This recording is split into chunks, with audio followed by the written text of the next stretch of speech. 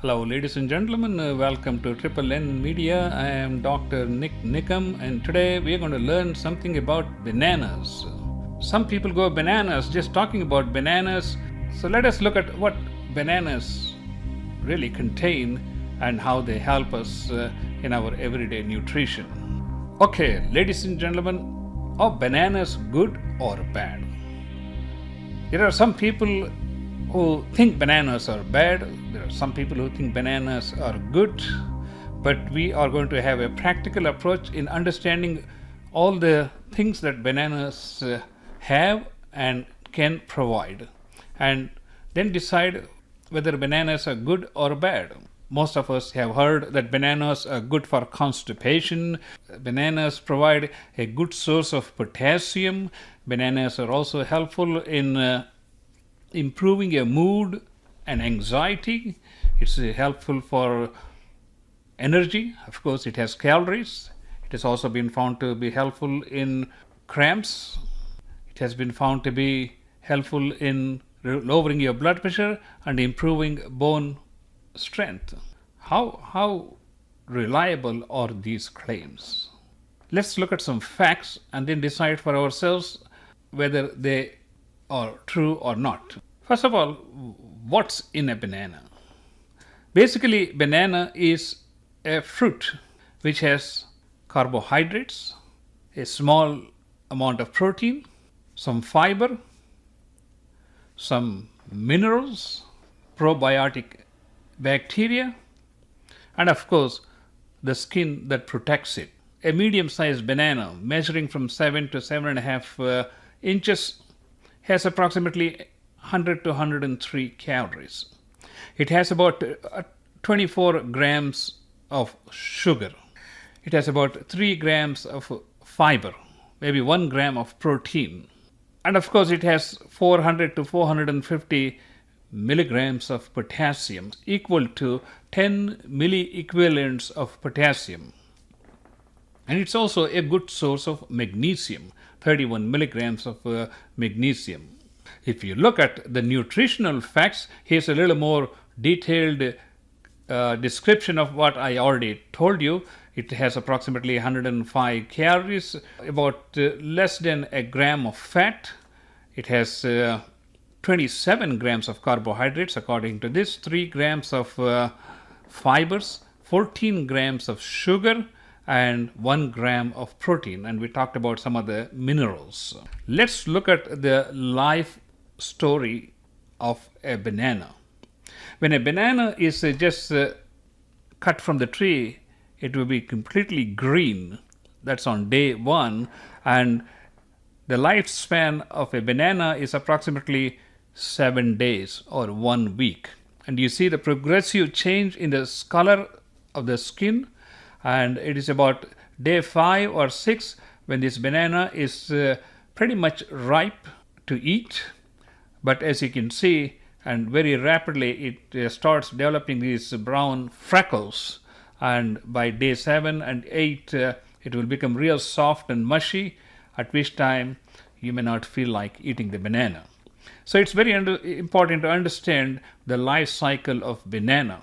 If you want to keep your banana for 3 to 4 days, you may want to pick bananas which are like half green and half yellow, versus if you want to eat the banana tonight, then you may want to pick which is almost like completely yellow. All right, that's about the lifespan of a banana. Brown spots suggest that the banana is fully ripe and it may be going into a state where the banana inside may be becoming soft and mushy. Banana has been found to be useful in depression, elevating mood, and also helping with your sleep. Where does this claim come from? Well, actually, banana has an amino acid known as tryptophan.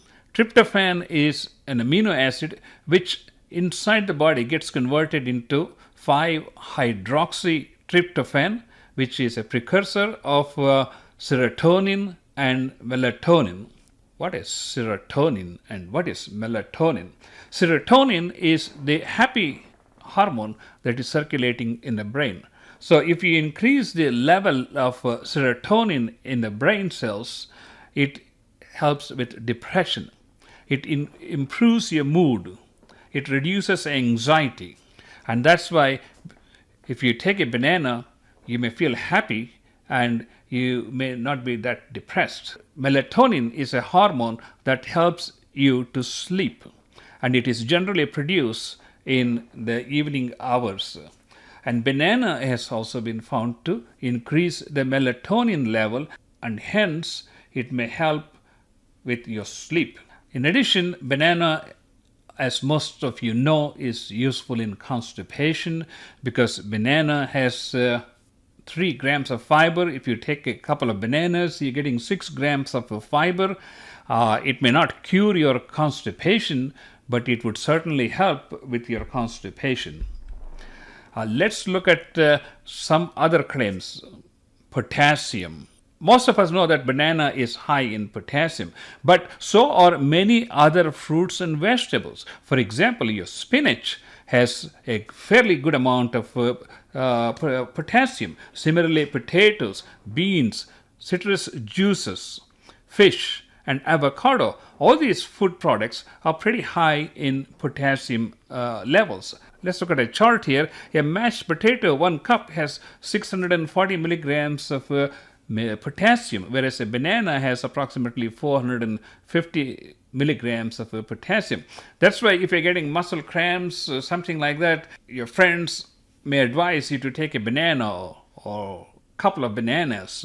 But by the same token, 1 cup of boiled spinach has 885 milligrams of potassium. So potassium is found in practically majority of the fruits and vegetables that we use in everyday diet. But nonetheless, majority of the Americans may be running low on potassium, especially if you're taking water pills.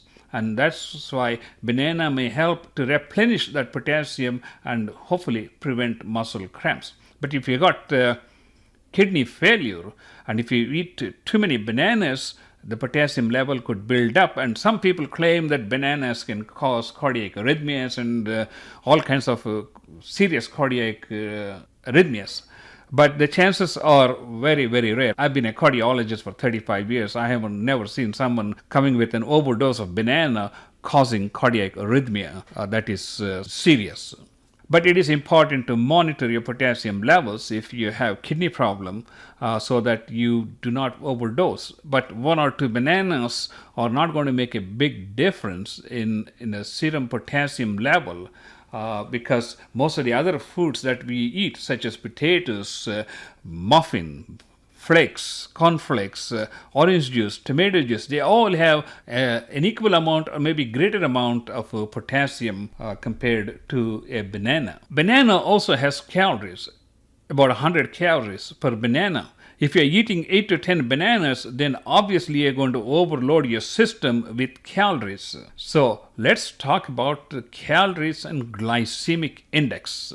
Those people who think bananas are bad, they're going to tell you that banana has got a high glycemic index. It's going to raise your blood sugar very quickly and it's going to stimulate your pancreas to produce insulin, and all that extra carbohydrates that you get are going to be converted into fat, which is going to stay on your hips for the rest of your life, which partially may be true. But you're not going to use banana for calories. There are other better foods that you can use for calories. And as far as glycemic index is concerned, the glycemic index is the rapidity with which the blood sugar level goes up when you take in certain foods. For example, watermelon has a glycemic index of 80. That means it raises your blood sugar level much faster than banana, which has a glycemic index of 52. For example, carrot or dates have a glycemic index of 100. That means they raise your blood sugar level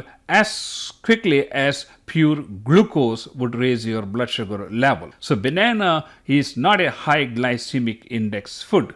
That's one important message we can take from this slide. And here is a little chart showing foods which have much higher glycemic index compared to a banana. If you look at, for example, your chips, your cakes, ice creams, dates, all your beautiful desserts, jasmine rice, potatoes, watermelon, and all these have a much higher glycemic index compared to, for example, banana or basmati rice or vegetables, lentils, whole grains, or even chickpeas. So they all have a much lower glycemic index, perhaps less than 50 in most cases. That means they raise your blood sugar levels gradually and they decrease your blood sugar levels gradually, as compared to high glycemic index foods which quickly raise your blood sugar level, which may not be good for you in the long run because it stimulates excess production of insulin. Insulin basically moves the glucose inside the cell, which is eventually converted into fat and deposited. There are claims that banana can strengthen your bones, and this is based on the fact that banana has probiotic bacteria which aids in calcium absorption and perhaps helps in strengthening bones. But I'm not sure there are any studies to suggest that taking 3 to 4 bananas is going to increase your calcium level.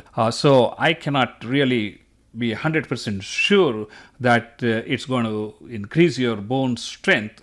But nonetheless, if you are taking 1 or 2 bananas for other reasons, and if it helps to strengthen your bones, all the more better. It has also been shown to lower your blood pressure, but if you are taking 1 or 2 bananas, I am not sure it's going to lower your blood pressure, because there are a lot of people who are having high blood pressure who are regularly taking bananas. I don't know if it's going to make any difference as far as their blood pressure is concerned, but if you are taking blood pressure medications and if you are taking a banana and if it helps to control your blood pressure, then it's good for you. Having looked at all these things, now you can be the judge as to whether bananas are good or bad. If you are taking 1 or 2 or 3 bananas and restricting your calories to no more than 200 or 300 calories, all the added benefit from the fiber, from the potassium, and from the tryptophan may be good for you. On the other hand, if you're taking 8 or 10 bananas and you're loading up with 1,000 calories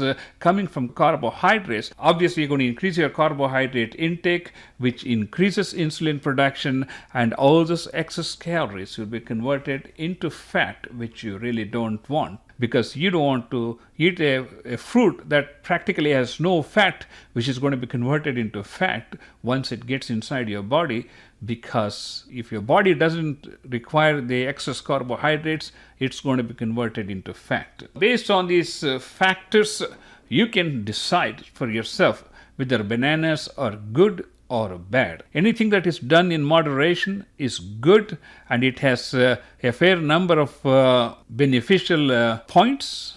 And I hope this presentation has been useful to shed some light on what bananas are, what do they contain, and what are some of the benefits, and what could be some of the bad effects if you indulge in too many bananas. Okay, ladies and gentlemen, I hope this has shed some light on what bananas are, so we don't need to go bananas just talking about bananas. And until next time, I am Dr. NIK NIKAM, and please do subscribe to our YouTube channel, and we also have a Facebook page which is NNN Media, and please do visit our Facebook page and like it. And until next time, I am Dr. NIK NIKAM for NNN Media. Have a wonderful day. Thank you.